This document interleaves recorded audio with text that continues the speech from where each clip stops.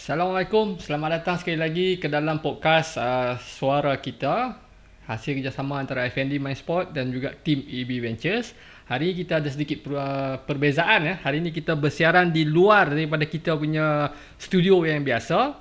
Hari ini kita berada di Bestari Jaya bersama dengan saudara kemarin. Kalau anda semua ingat, saudara kemarin dah join kita last 2 weeks dalam podcast kita bercerita tentang kisah dia sebagai seorang mualaf, dan dia juga adalah seorang aktivis, seorang penggerak membantu masyarakat, dan bersama kita juga adalah seorang sahabat kepada saudara kemarin kita, Mr. Paul daripada United Kingdom. Okay, so this session will be mainly in English. I hope you guys don't mind about that. True, we are Malaysian, but English is also our second language, so we respect that, and we'll be conversing mostly in English. Before we proceed any further, you guys might have known Mr. Kumaran, so maybe I start with Mr. Paul to introduce a bit about himself. Mr. Paul? Hi, well, my name's Paul Brett.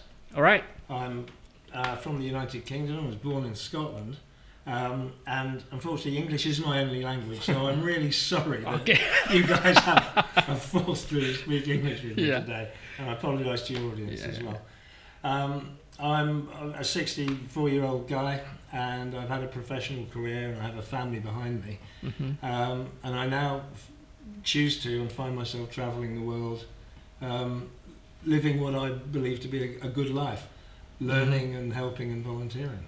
And today I'm in Malaysia, and it's a great pleasure to be joining you, and thank you for inviting me along. And we thank you, right? So, okay, itu sikit pasal Mr. Paul lah. Mr. Paul ni daripada UK.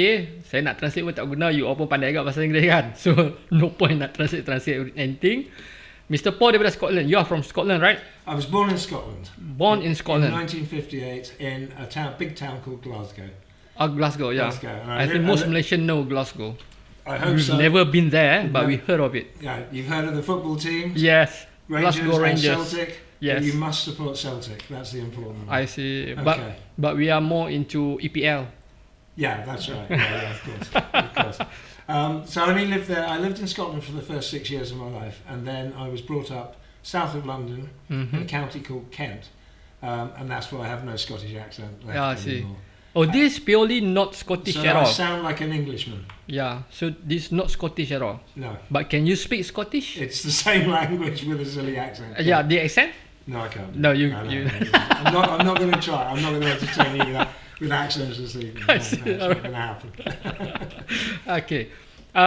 We understand that you are, to us, we consider as a world traveler. You travel a lot. You've been to a lot of places. So can you share with us, before coming to Malaysia, basically you are now in Bestari Jaya, right? Yes. You've been here for how long? I've been in Bestari Jaya for 2.5 weeks now. 2.5 weeks. Yeah, and I've been in Malaysia for 3.5 weeks. Oh. So I did a week in Kuala Lumpur, and then I came out to join Kumar. Oh, okay, in Bestari okay. Jaya. All right. So okay. Before coming here, Yes. where were you?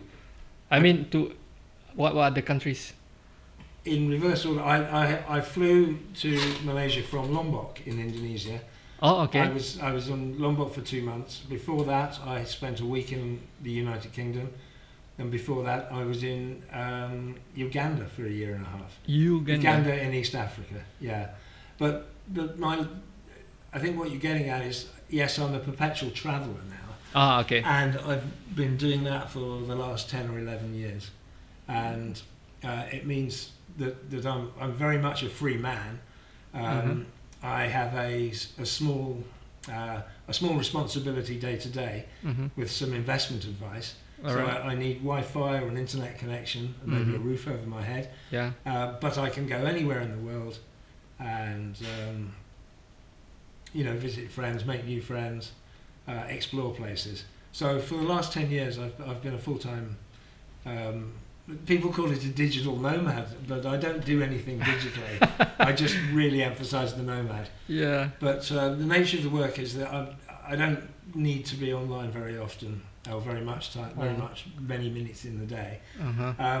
which gives me free time, and I choose to go around the world looking for projects to volunteer at, I see. people to help, trying to be a good human, really. Volunteer, I think that is how you were connected to Mr.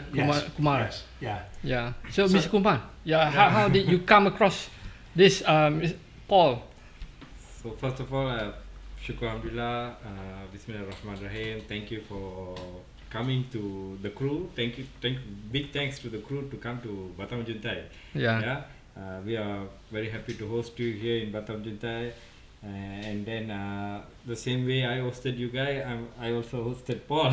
Yeah. Okay, Paul. We got to know about Paul through a website that we all attached to. It's called Workaway, whereby volunteers are connected with hosts. Work away. So this is a worldwide website, and they have hosts all over the world and volunteers from all over the world. Oh, So the website, what it does, it connects the workaway with the host. I see. So Okay. when Paul reached out and he said he might be interested to come to Batam Juntai, Mm-hmm.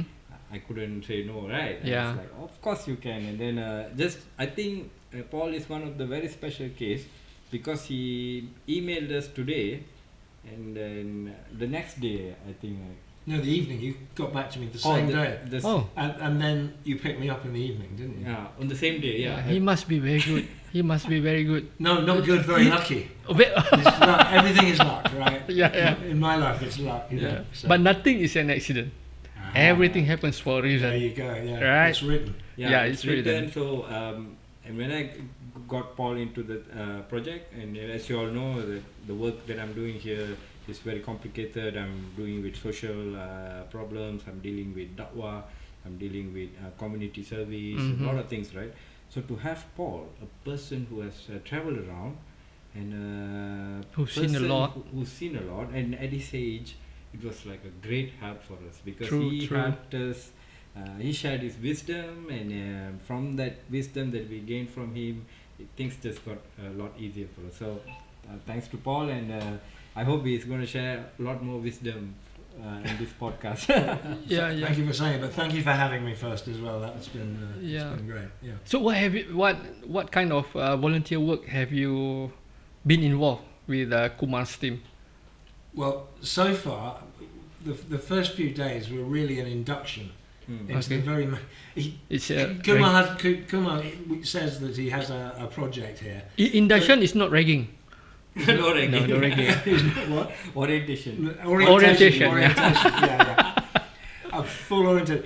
He has so much going on here that there's a number of sites. So first of all, we're visiting them. There's lots of personalities involved. Yeah. There's lots of animals involved, Yep. and all the rest of it. So the first week was really looking and seeing and everything, and then trying to figure out what we're going to do with the new volunteers when there's a whole stream of new volunteers coming in the coming months. Oh, and weeks. okay. And so we're planning what we're going to do with them and putting some planning in together Yeah. to try and figure out how these projects are going to be developed. Currently, how many volunteers do you have?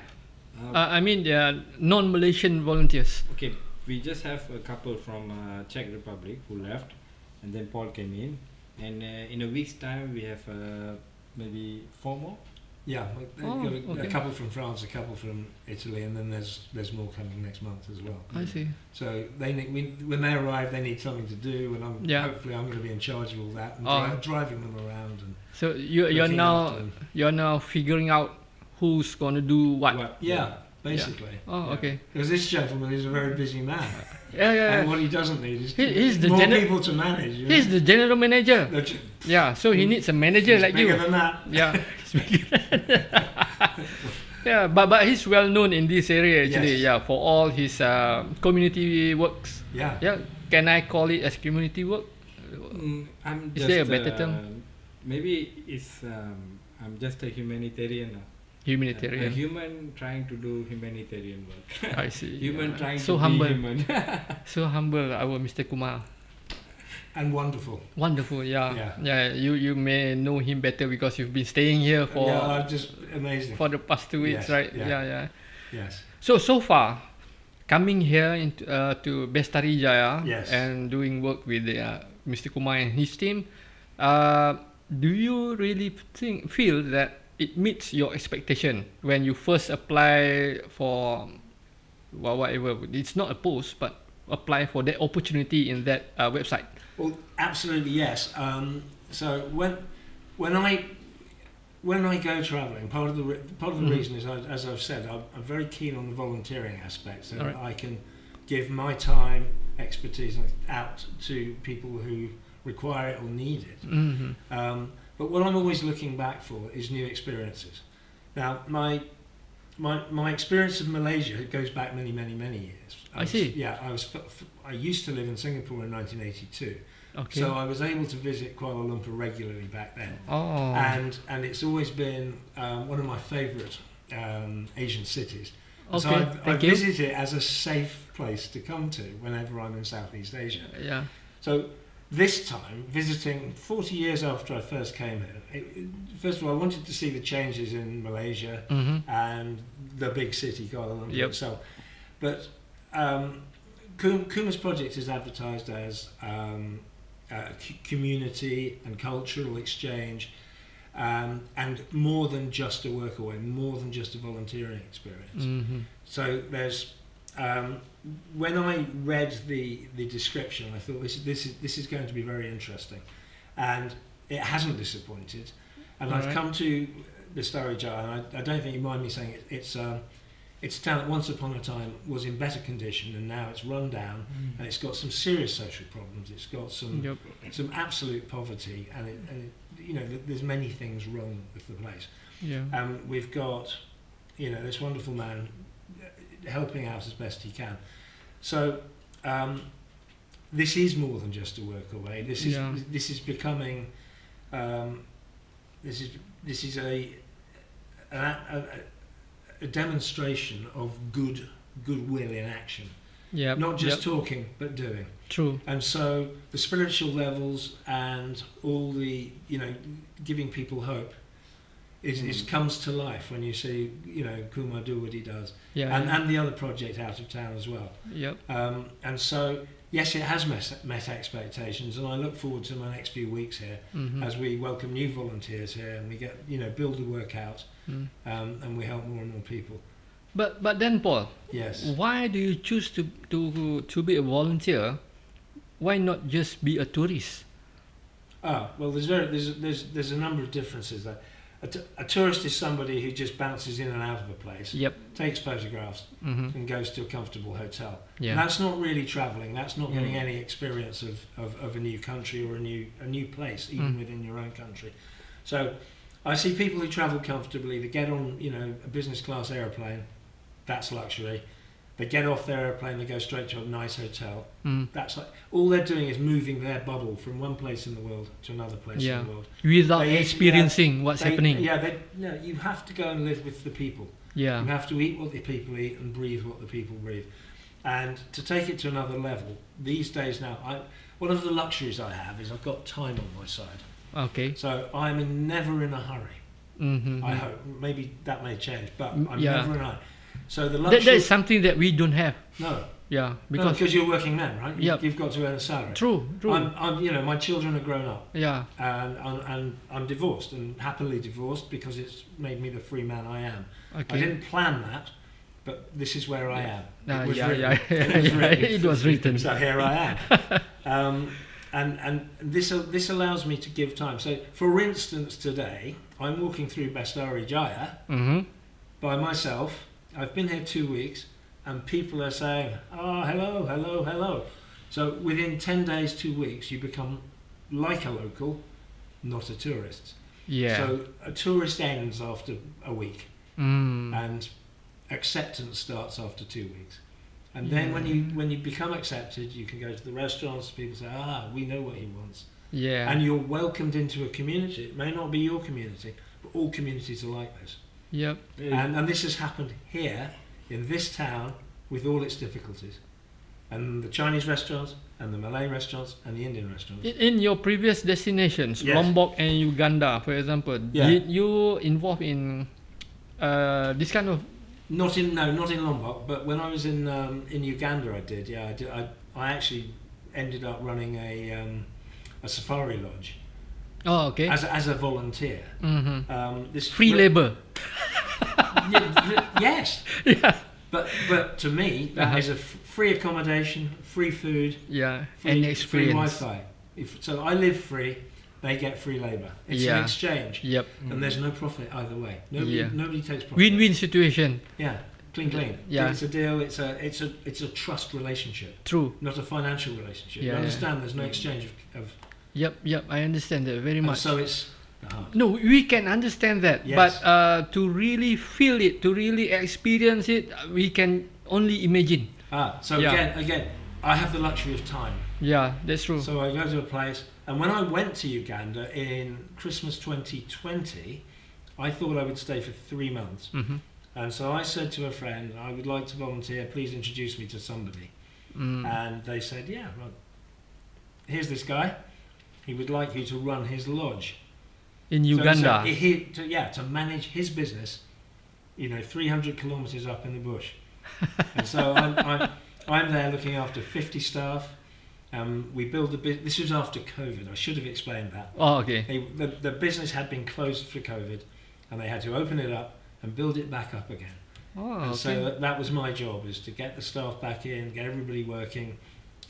We managed to get the tourists back in, Yeah. and the visitors from the capital city. Mm-hmm. And so we built the business up, I see. and that was a voluntary experience for me. Mm-hmm. And it helped one man and his wife and the business, but the staff are all from the local communities. True. So all the staff are back in business, earning money. Yep. The money's going back into the local communities. And in the middle of Uganda, one of the poorest countries in the world, this is remote Uganda. Yeah. This flow of income is terribly important to them. True. So my gift of time was able to get the resource back into the local Yeah, villages. and the flow. And gets the schools moving, restart. and gets the food on the tables. True. And so it goes both ways. So I've had a fantastic time, brilliant experience, Mm-hmm. and I've been able to guide these people a little bit, Mm-hmm. but they know their jobs and they did it well. Yeah. So that's an amazing experience. Before my Uganda trip, I was travelling in 2020 in Japan through the COVID year. Oh, okay. And I was doing Yeah. same workaway program there. Okay. And That must be difficult during COVID. well, it looked like it might have become difficult, but I stayed away from the major cities. Mm-hmm. And in the countryside, there were no problems. You could move around carefully, and people weren't particularly scared of COVID. It was just the big cities. Yeah. But again, the same thing happened to me there. When I on one of the workaway projects, they had no expertise in gardening or tree management or tree husbandry, Mm-hmm. and I was actually asked to take the project on and run it. Okay. So I stayed in one place for 5 months and looked after a series of other workaways who were coming in. I see. So I've been lucky in that I've had 2 really interesting management roles Yeah. within this workaway. Yep. And of course that's partly to do with my age and my previous experience. Yeah. But also If only I can get that kind of experience put in my resume, right? Yes. I see. Within 2 years, I work in Uganda. I become the GM or manager of this. Well, yeah, lodge. hospitality. Yeah, I can run a yeah, hotel. True. And it's a 2 different industry altogether. What is stopping us, Tuan? Yeah. The truth is, nothing is stopping us from doing what we want to do.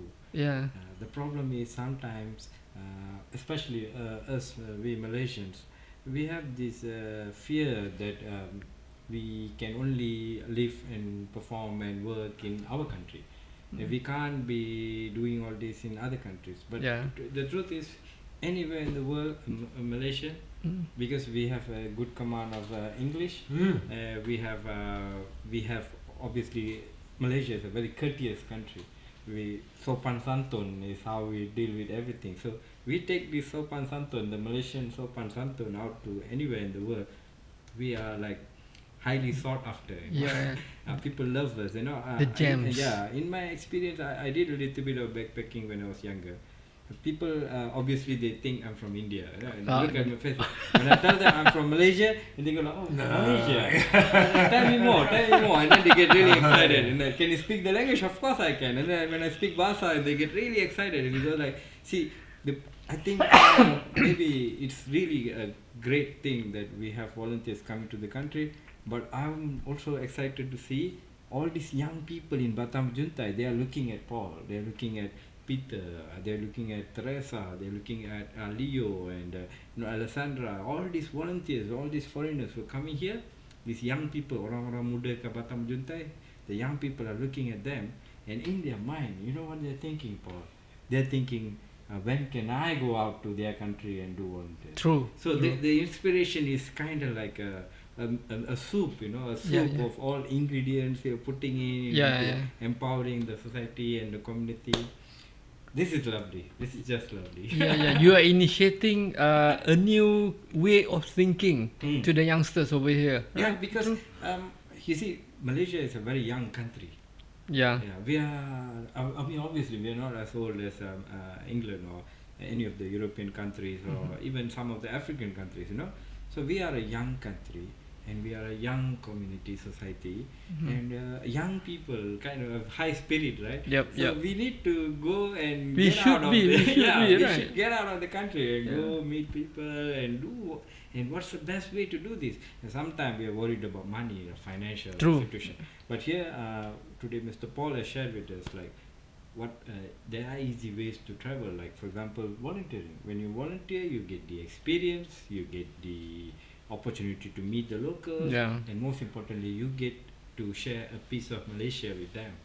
That's true.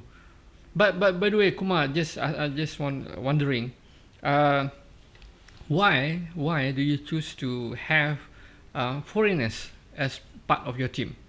Okay, right. First of all, I never choose anything. Everything happened because it's written. I'm just a victim of circumstances. Okay, nothing is my plan. Okay, my plan is nothing. Now, there was the workaway is actually very popular in the north. Kedah, Kedah is very popular. We have like in Kedah we have Captain Zakaria, we have Pulau Bidan. These are all permaculture entrepreneurs and permaculture activists who get this register as host in the workaway project. Okay. Lepas itu, when they have too many volunteers, they will like, okay, let me send you somewhere, my friend. And that's how they started coming here. And when the first few guys came in and they said, oh my God, you should be your own host, Kumar. This is so many things happening here. You should have an account. And I said, okay, why not? And then that's how it started. We never really planned to have volunteers actually, because this is a project that requires a lot of patience, a lot of understanding, a lot of attention, organization.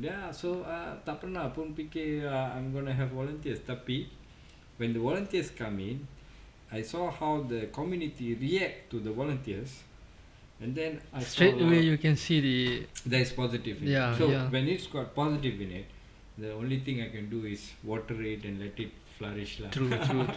Because when I first met Kumar, that was in 2016, I think. 16. About that, 2016. Then there was who was that guy? The Italian guy. I can't remember his name. He was volunteering. We were doing Moringa over here. So even then, I was thinking back then. I think, why? What inspired him to get volunteers from overseas? No. Nothing. I asked them the same question. Why you come here? Why you come here? Even for you, Paul. To me, if you want to do humanitarian work, right? There are a lot of other places, but why you choose Malaysia? Well, I'm in Malaysia because it's my safe place. True. And I've spent a week in Kuala Lumpur, and I wanted to go and just do volunteer in my, a country I know, I'm familiar with, and experience it more. So what I've, over my very, very many visits here, and I've travelled extensively as a tourist. This is the first real opportunity I've had to sort of have a deep dive into a community. True. And it's no point me deep diving into a community in Kuala Lumpur. I needed to be in rural Malaysia for a start. And I'm was very interested in the Okay. whole social aspect that Yeah, okay. Kimber's got going here. Maybe you can share some highlights with us. The difference between your interaction with the locals as tourists before this compared to now when you are part of the community itself. So, are there any difference in the experience that you go through? There's two things I would say to that. First of all, Malaysia and the population of Malaysia, the Malaysians, it's a very, very welcoming country. Very welcoming, and I'm a very lucky man. I've travelled quite extensively around the world. Okay. You know, the Americas, a little bit of Africa, an awful lot of Asia and Europe. Yep. And the friendliest country or the easiest countries I've been to visit are, you know, Malaysia and Indonesia. Malaysia's right up there. The Japanese are very friendly and polite, and it's easy to get on. And my friends in Uganda, the Ugandans are a lovely bunch of people. And those are the four easiest countries to be welcomed into. Oh. So Malaysia's right up there. So that's the first thing. It's very welcoming. Everybody's lovely and polite. Your question was about the difference between being a tourist Yep. and my experience now.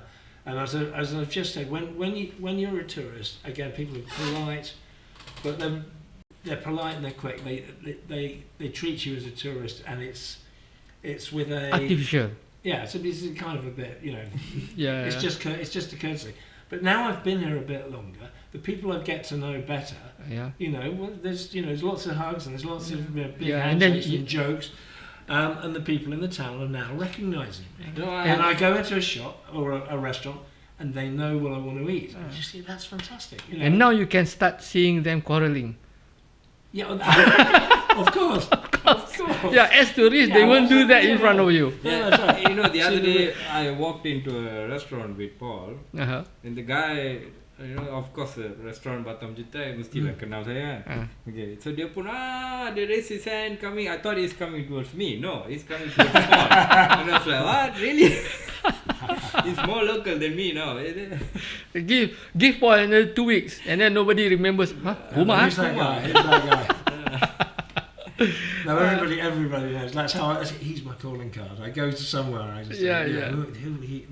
I'm Kuma's friend. And they go, Okay guys, just nak update sikit, kita bersama dengan Paul daripada UK, seorang kita kata pengembara, dan dia juga adalah volunteer yang terlibat dengan aktiviti kemasyarakatan di tempat yang dia lawati ya. Sekarang ni dia di Sdr Jaya. Dia bersama dengan Tuan Kumar untuk membantu dalam kerja-kerja humanitarian di sini. So sebelum kita sambung lagi, maybe kita take a short break, about 5 minit itu, then kita akan sambung semula. Okay guys, welcome back. Suara kita again, sambungan kita bersama dengan Tuan Kumar dan juga Mr. Paul daripada UK. Kedua-duanya hari ini kita bercakap tentang khidmat masyarakat yang diorang jalankan. Dan okay, kita balik kepada Mr. Paul just now. Mr. Paul, you did mention just now that you've been to Malaysia before. It was in 82. that's when I first came to Malaysia. That was your first. Yeah, that visit was to my Malaysia. first trip. I was as a young man. I had got myself a job in Singapore, Yeah. and so from Singapore, where I spent roughly 18 months, I've been lucky enough to visit, you know, Malacca and Port Dickson and Kuala Lumpur. Okay. And so I first came up to Kuala Lumpur. It would have been 1982. Yeah. Okay. Then you 4 weeks ago you arrived in KL again. Yes. So what was your impression then? Well, there's two different towns, right? It's chalk and cheese.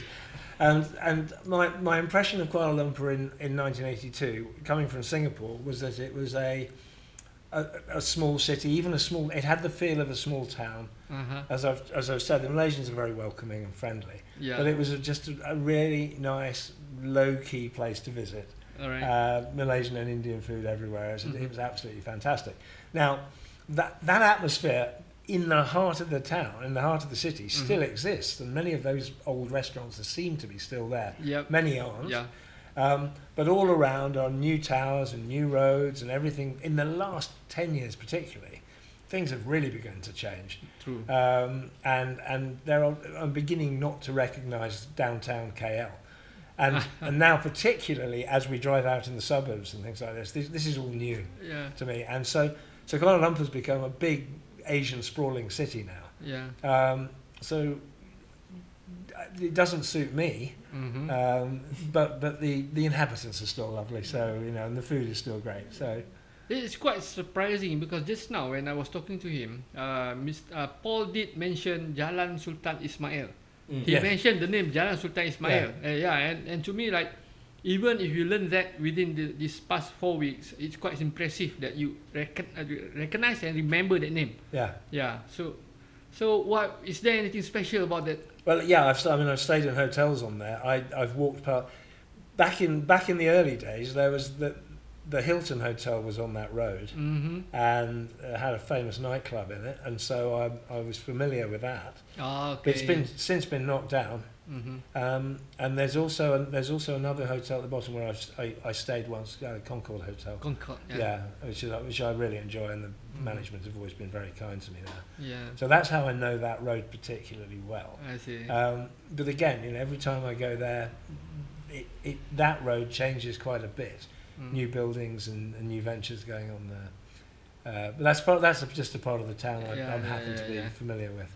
Yeah. That's just to because I was wondering why he remembered Jalan Sultan Ismail. There must be a story behind it, right? Oh, there's another one. Bukit Nanas with Bukit Nanas. the trail up to Menara KL. Yep. Well, when I first came here, I used to every morning I used to go up and down the steps to keep fit and all the rest of it. Oh, okay. But now you actually have to pay to get there. Yeah. So now it's become a chargeable nature walk. Yeah. So that's a changing thing in Kuala Lumpur. Changing. Try and change it back for me, please. Yeah. Change can either be positive or Yeah, negative. Yeah. yeah. It depends So on it's the perspective. it's become very commercial True. in downtown KL. True. Yeah. And slightly more expensive. Yeah. It's not as bad as Singapore, so that's okay. You still have your super friendly Still atmosphere. affordable. Still affordable. It's still affordable, Yeah. and everybody's still wonderful, so that's great. Okay, back to your basically today we would like to talk to you about your humanitarian work over here, right? Especially. So just now we were talking about I have a question for you. Yes, please. So we don't want to talk about commercialism. Let's talk about volunteerism. Okay? Yes, let's do that. Right. Okay, so if per se you have advice to give not only to Malaysian young people, but also maybe some people from the UK also watching this program, right? So if you are giving advice to young people from Malaysia or Uganda or Japan or even the UK's, what would you give? What advice would you give to young people who wants to volunteer? Well, Kumar, that's a very easy question. My advice is just simply to do it. Find the time, and if your time is limited, even volunteer at home, because there are two parts to my life that are very important to me.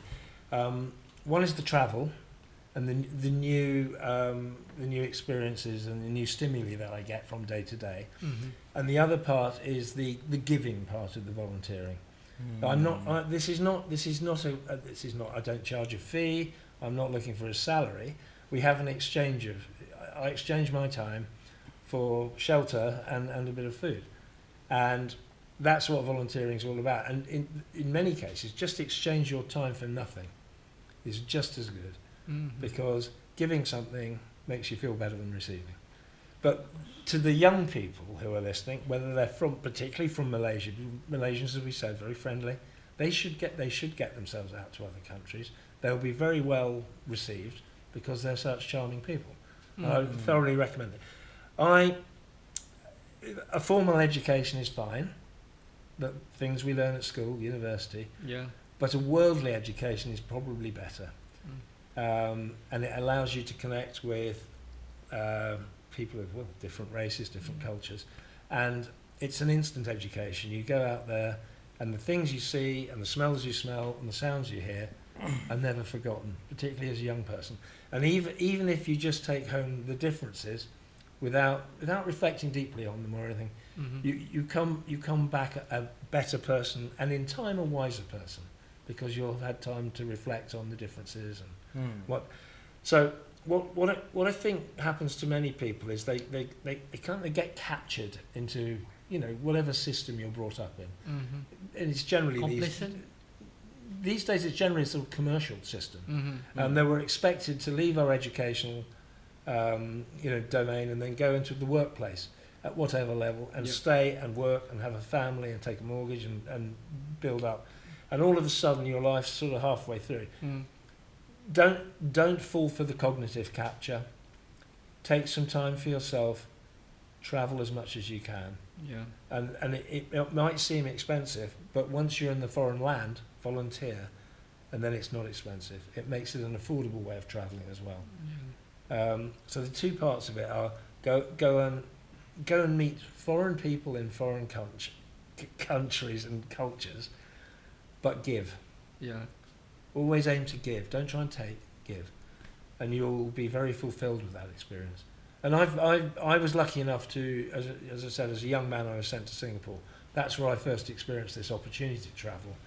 And then, you know, I used to coach sports teams and things like that when I was younger. That was my way of giving back to community. And I've always known that the gift element is very important. And so that's what I'd say. I think that's the biggest barrier actually, because for people like us, like Malaysian, right, we are so complacent with what we are going through every day. Work, go back to your family, have a house, home. So suddenly for you to like, maybe I'm going to travel to somewhere, do voluntary work, and then try to explore their way of life. To us, is like something alien to do, right? Yes. But it's very easy not to. Because you have a routine, But sometimes you have to break that routine. That's the bubble, isn't it? Yes. When you are stuck in a bubble and you refuse to come out from your bubble, what happens is, from an Islamic perspective, it is very important for the Muslim to break his bubble. A Muslim cannot be a successful Muslim if he's living in a bubble. See, we are taught, as being Muslims, we are taught to give, to meet the community, to give the community, to pray in groups. It is not an individualistic religion, you know. It puts a lot of emphasis on it's a global religion. So the religion asks us to travel. So if we are thinking like Malaysians, like, but we are having afterthoughts, right? Should I? That's just the devil talking to you. True. But think about it. Like being Malaysian, we have a good currency, we have a good education, our English is possible. So, and mostly we are Muslims. True. So, don't you think that we should travel? Yeah, we should. This is a very deep question I want to ask our listeners. Think about this. Think about this like really hard. Why are we all living in bubbles when our religion requires us to go out and get to know the people and give?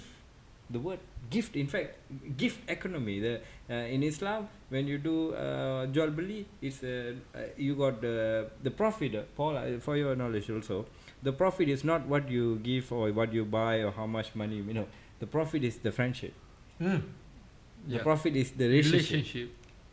The profit is the prayers that the buyer does. Oh, thank you, you are so kind, may Allah bless you. And then this guy says, oh, thank you, may Allah bless you too. So that is the profit. It is not the transaction itself.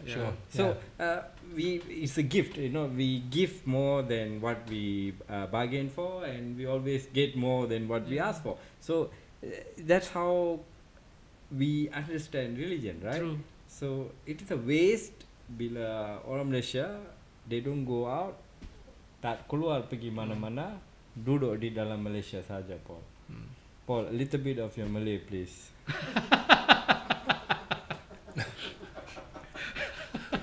Roti canai. Roti canai.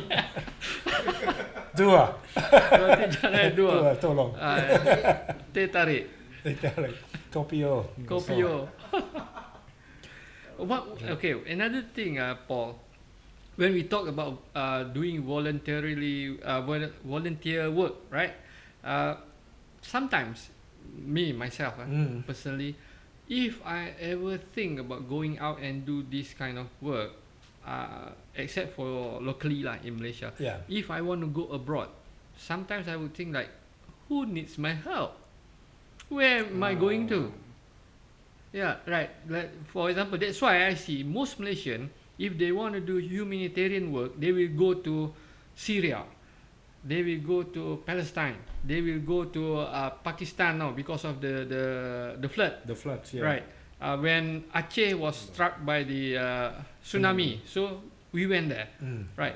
But it never come across our mind to go to a place like Uganda and be part of the community and build the community. We don't have that kind of thinking over here, right? So can you suggest a way of thinking that we can adopt to get? I'm not sure I can immediately think of a way of thinking. Is it my English? No, I think it's a really interesting point, because that's exactly what people think. Yeah. Humanitarian work after a disaster or in an area of extreme poverty where food is short, and the humanitarian agencies are sent in. Now that's exactly what people think about volunteering. However, in all communities, there is a need for help, for voluntary help. And I'm sure people do it at home. So I'm sure there's a lot of local volunteering in Malaysia. I know there is in my country. We have people who volunteer at food banks.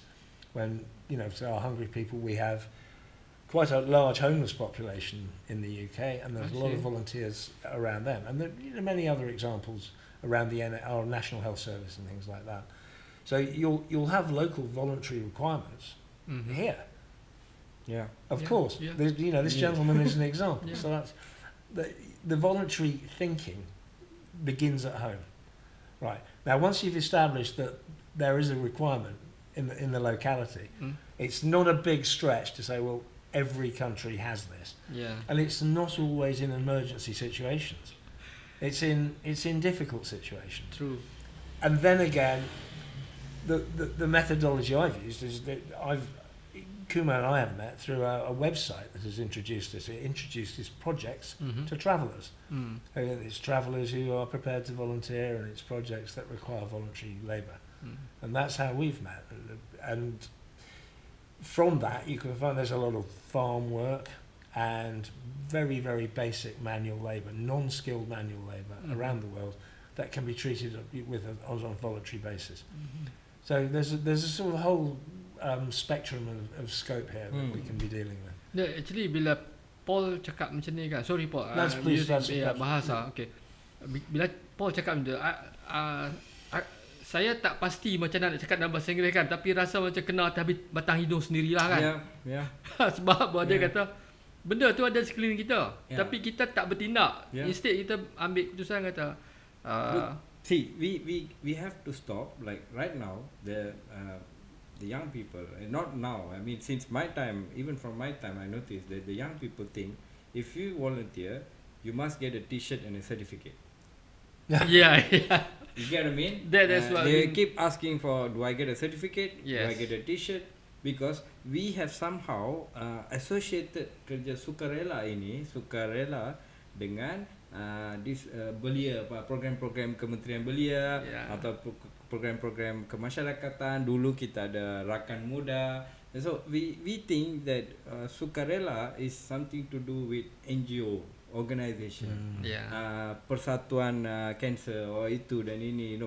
Sebenarnya Paul is an individual, I am an individual, you all know I'm not attached to anything, right? So it's actually a real raw sukarela yang betul-betul raw ni dan rare juga adalah bila mana satu individu membantu satu lagi individu atas dasar suka dan rela.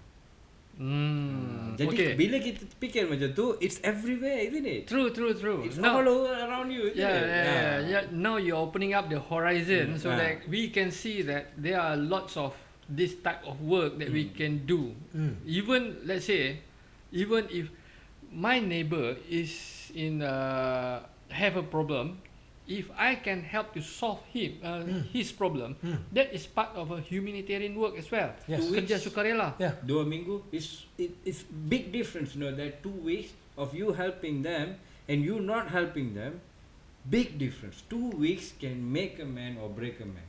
Yeah. So I can claim that I'm also a sukarelawan. Yeah. Wow. Okay. So I Without a certificate as well. without a Because this is important. The reward is not. There is no physical reward. The Yeah. reward is in the gift yeah. and the camaraderie. True.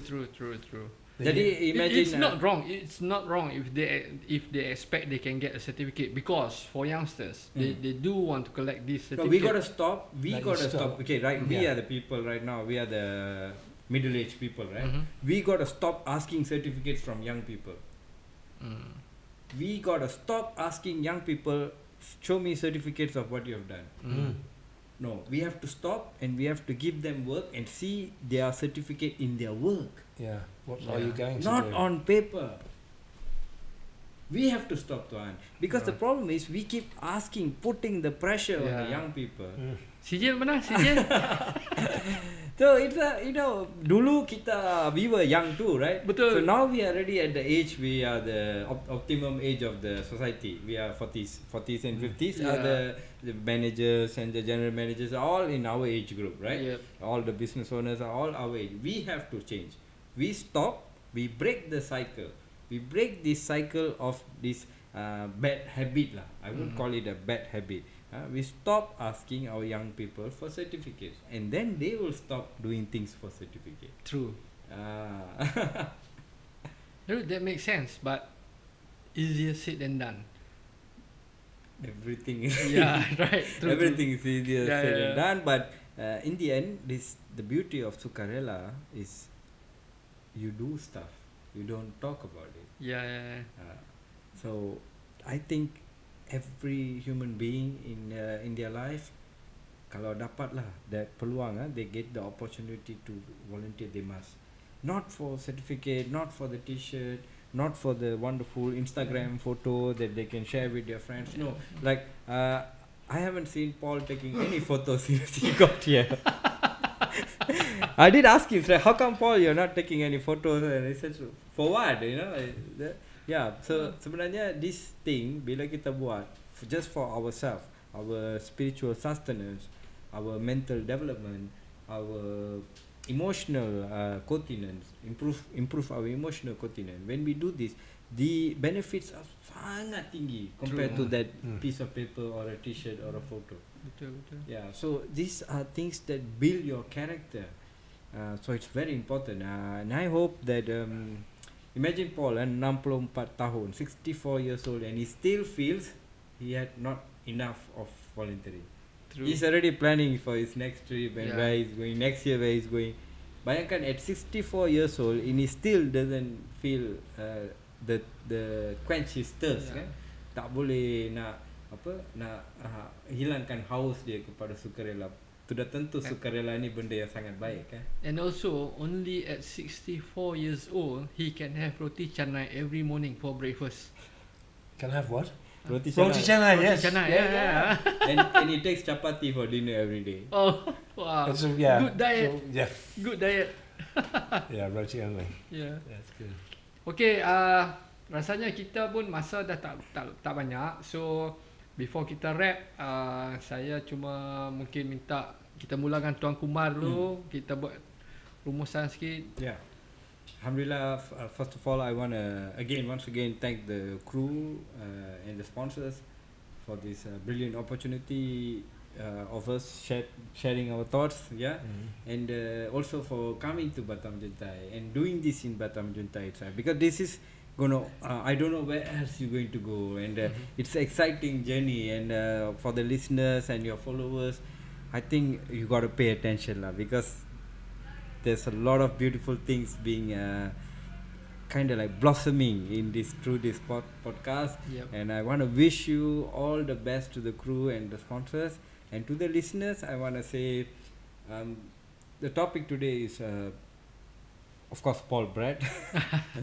Tapi more than that is what Paul Brett does, what Paul Brett's doing, okay, which is volunteering, and he's volunteering because he feels it gives him fulfillment in his heart. And as myself, as the recipient of his volunteerism, I somehow not just getting job done, but I'm getting my heart filled as well. Yep. So it is not just a transaction of work, but it's actually a transaction of love. Yeah. So through this podcast, I would like to maybe give a little bit of love to all the listeners. Please, if there's any errors or mistake from our side, please forgive me. And I wish you all a very good and happy life. And don't forget to volunteer. Yeah. And maybe Paul. Yeah. Well, I would like to thank Malaysia for having me. I'm a guest in your country. And I feel very welcome, and I'm enjoying myself greatly. I'd like to thank you, because I'm a guest in your project and house, and thank you for having me this evening. It's been great. It's been lovely talking to you. Not at all. Yeah. Thank you. So any advice, Paul? Because you as non-Malaysian, what's your advice to Malaysian? Because this is our National Day month, right? National Day month. In 2 more days, right? We are celebrating Malaysia Day. So what's your advice to Malaysians in general? My advice to Malaysians in general is do not stop being welcoming to travellers to your country. Yeah, okay. But also, please, if you do get the opportunity to travel. And if you get the opportunity to volunteer, please volunteer. You will also find it fulfilling at any level, really. All right. Okay, thank you. We also thank Paul and also Mr. Kumar again for your time to make this program successful. All right. I'm sorry because thank you. You're welcome. Yeah. I hope my English is clear enough for Paul to understand, so that no misunderstanding. we're not listening to your words. We're just listening to your heart. Yeah. So we understand exactly what you're saying. Wow, this guy. I know. Okay guys, kita sampai ke penghujung rancangan kita. Harap-harap semua kita dapat pengajaran yang baik daripada podcast kita kali ini. Sebab kita nak cuba maintainkan podcast kita di bawah tempoh 1 jam. Of course, Paul akan berada di sini for another month. Ya, mungkin dalam sebulan lagi dia akan bersama dengan masyarakat setempat. Mr. Kumar akan terus menjalankan kerja-kerja amal dia. Kalau ada siapa-siapa yang berminat, boleh come work together dengan Mr. Kumar untuk menyampaikan kita kata amal lah. Ya, kami terima sukarelawan tempatan. Ya, sukarelawan tempatan. True. Dan kami di tim EB Ventures dan juga FND My Sport sebagai pengendali podcast suara kita ni mengucapkan terima kasih kepada dua-dua Mr. Kumar dan Paul sekali lagi, dan juga kepada semua orang yang sudi mendengar podcast kami sehingga ke hujungnya. InsyaAllah kita akan berjumpa lagi di lain siaran. Assalamualaikum dan salam sejahtera.